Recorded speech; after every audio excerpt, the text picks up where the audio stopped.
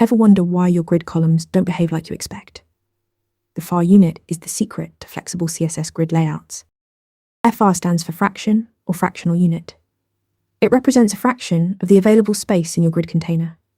Unlike fixed units, FAR adapts to the space that's left after fixed size tracks are laid out. Here's how it works.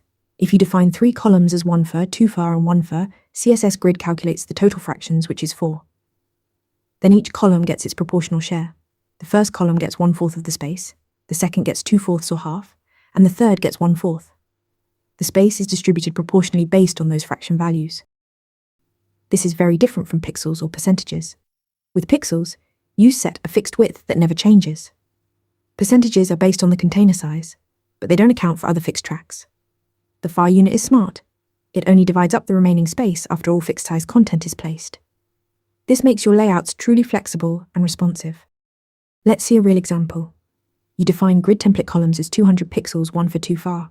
First, CSS Grid reserves 200 pixels for the first column. Then it looks at the remaining space and divides it into 3 parts. The second column gets 1 part, and the third column gets 2 parts. If your container is 800 pixels wide, that's 600 pixels remaining. So the second column is 200 pixels and the third is 400 pixels.